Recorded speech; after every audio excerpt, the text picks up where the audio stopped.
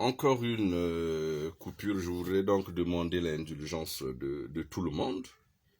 J'étais donc en train de dire que ces Bédouins qui se sont convertis à l'islam dès le début n'ont pas eu besoin d'une liste qui leur soit remise de façon exhaustive sur les commandements à observer pour obtenir le salut de Dieu au jour du jugement dernier, mais qu'ils ont eu simplement besoin de la révélation qui a été faite à Muhammad alayhi salatu wassalam de la part de Dieu et de sa pratique, donc de sa tradition, ce qui a été appelé à la fin par la sunna.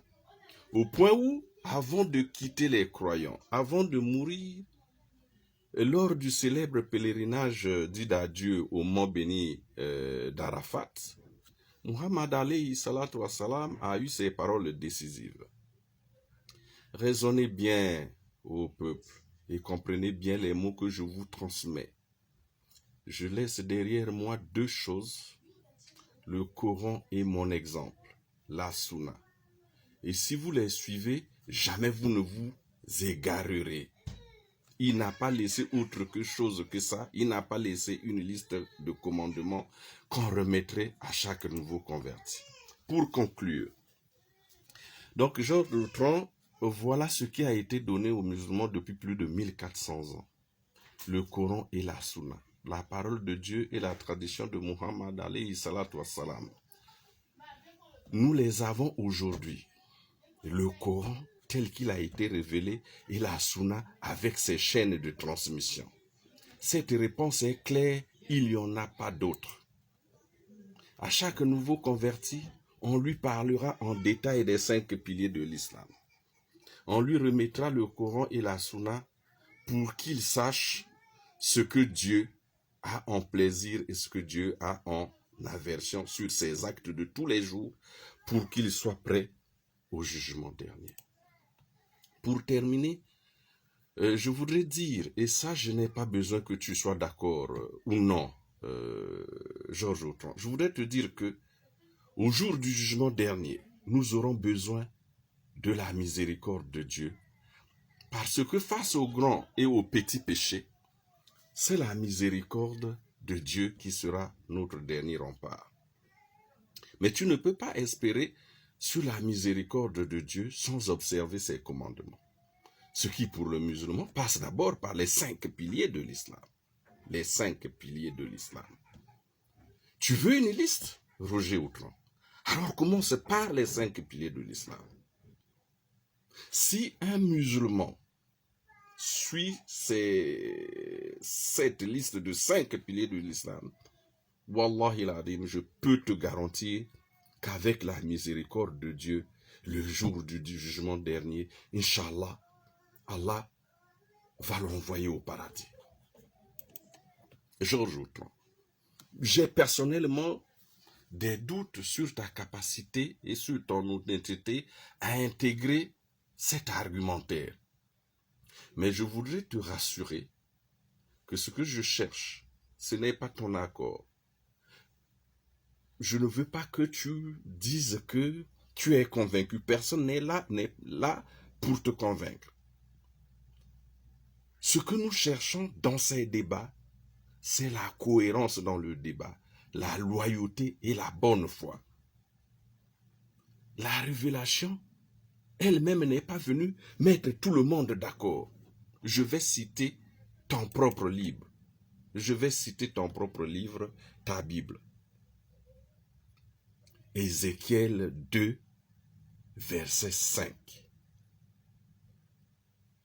Dieu dit à Ézéchiel qu'ils écoutent ou qu'ils n'écoutent pas, car c'est une famille de rebelles, ils sauront qu'un prophète est au milieu d'eux. Je répète, Ézéchiel chapitre 2, verset 5, qu'ils écoutent ou qu'ils n'écoutent pas, car c'est une famille de rebelles, ils sauront qu'un prophète est au milieu d'eux. Donc, je ne me fais pas d'illusions sur toi, sur ta capacité à être convaincu. Ce n'est pas le but recherché ici. Le but recherché ici, c'est que nous éclairons les gens par l'argument. Et notre argument, je l'ai dit, doit être tiré uniquement de la Bible et du Coran. S'agissant donc de tes nouveaux convertis, il faut que chacun sache que la Shahada n'est pas seulement que des mots qu'on prononce du bout des lèvres. J'ai dit plus haut qu'il ne nous appartenait pas de faire valoir nos avis. C'est pour cela qu'il faut profiter de cette tribune que nous offre Georges Autran pour faire le rappel de la parole de Dieu adressée aux convertis dont Georges Autran parle. Je voudrais particulièrement m'adresser à la fin à ces convertis, ces nouveaux convertis à l'islam. Dieu dit,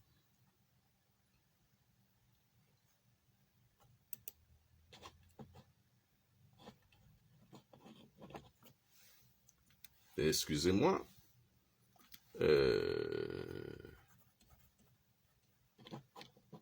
je me suis... voilà, donc je voudrais particulièrement m'adresser à ces nouveaux convertis dont parle Georges Autran. Dieu leur dit ceci, et en parlant à Muhammad alayhi salatu wassalam, il dit, les Bédouins ont dit, je parlais des Bédouins qui étaient aussi nouveaux convertis à l'époque, les Bédouins ont dit, nous avons la foi. Dis, oh Muhammad, le oh Muhammad c'est moi qui ajoute, c'est pas dans le Coran. Il dit donc, dis, Karl, vous n'avez pas encore la foi. Dites plutôt, nous nous sommes simplement soumis, car la foi n'a pas encore pénétré dans vos cœurs.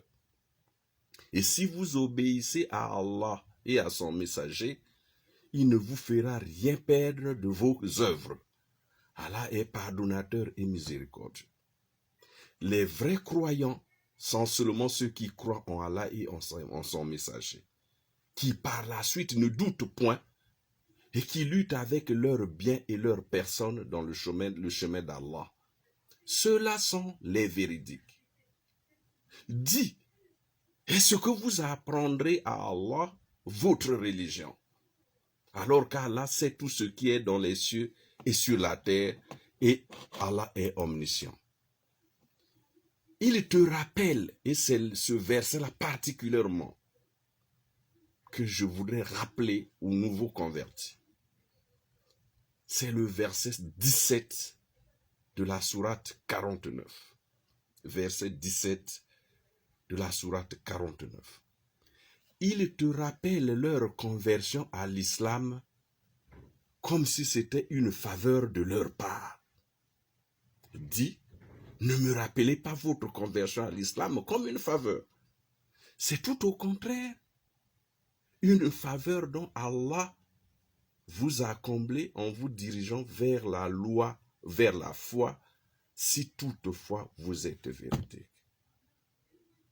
Allahu Akbar.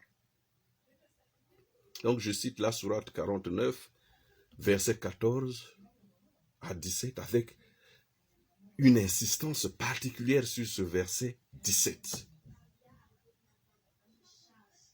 Ce n'est pas une faveur lorsque vous vous convertissez à l'islam que vous faites à Allah. C'est tout au contraire une faveur dont Allah vous a comblé en vous dirigeant vers la foi, si toutefois vous êtes véridique. Georges Autran, s'il plaît à Allah, j'ai donc fini de répondre à ta question qui n'en était vraiment pas une. Tu me demandais de te donner la liste ou le document contenant tous les commandements qu'on remet aux musulmans à sa conversion, ou cette liste, ou si cette liste ou ce document existe. Je t'ai dit que l'islam repose sur 5 piliers que j'ai cités. C'est, je voudrais dire, le béaba de tout musulman. Et je t'ai dit aussi que le Coran et la Sunna contiennent l'ensemble des commandements que chaque musulman est tenu de connaître ou de faire connaître. Je suis, tu l'imagines, prêt pour la suite de ce débat tout en souhaitant que tu intègres ma suggestion de séance vidéo directe. Je suis notamment prêt pour un débat théologique sur comment des enseignements et des commandements du Coran et de la Sunna, il est tiré la matière qui permet à l'État islamique de fonctionner selon la volonté de Dieu. Quand je parle de l'État islamique, je parle de cet exemple d'État de Médine fondé, dirigé par Muhammad alayhi salatu wassalam. Donc, s'il te plaît, je suggère que nous ne versons pas dans la polémique. Si tu es prêt pour un débat direct sur le fait que pour aller au paradis, tu dois absolument observer les commandements de Dieu, je suis tout à fait prêt. On ouvre la Bible, on ouvre le Coran, en direct, nous débattons. Pourquoi en direct? Parce qu'en direct, nous allons donner la preuve, les uns et les autres, que nous avons la maîtrise des sujets que nous versons au débat. J'ai donc terminé. Je voudrais présenter toutes mes excuses parce que cette vidéo a été hachée à un moment donné à cause des problèmes aussi de courant. Vous voyez que je suis en train de terminer là, quasiment dans l'obscurité dans la pièce où je suis. Et comme je l'avais dit dans mon audio du 26 juillet, je prendrai toutes les dispositions nécessaires si ce débat, si cette séance vidéo est organisée, je prenais toutes les dispositions nécessaires pour prendre part activement à ce débat. Donc, je n'accepterai plus de refaire cet exercice de débat vidéo différé. J'ai succombé à ton caprice parce que il fallait que je donne la preuve que tes fanfaronnades ne prospèrent pas, que à un moment donné tu m'as traité de quelqu'un de fictif. J'ai voulu donner cette preuve-là. Je voudrais avouer ici, en terminant, pour remercier très sincèrement mon petit frère Yao Julien, parce qu'au départ, j'ai hésité à l'idée de faire cette vidéo. J'ai bien voulu faire plutôt un diaporama à poster pour l'intérêt de Georges Autran, mais finalement, je me suis rendu compte que ça allait faire enfler la polémique au niveau de Guy Autran. Et donc, c'est lui qui m'a convaincu de faire cette vidéo. Et en tout cas, Yao, moi je te dédie cette réponse à Georges Autran.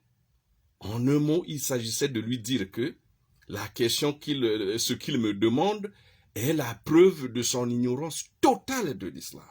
Que s'il connaissait l'islam, il n'allait pas me poser la question de savoir, il n'allait pas me demander de lui remettre la liste des commandements. La liste des commandements, c'est le Coran et la Sunna. La liste des commandements de Dieu pour le musulman, c'est le Coran et la Sunna. Point.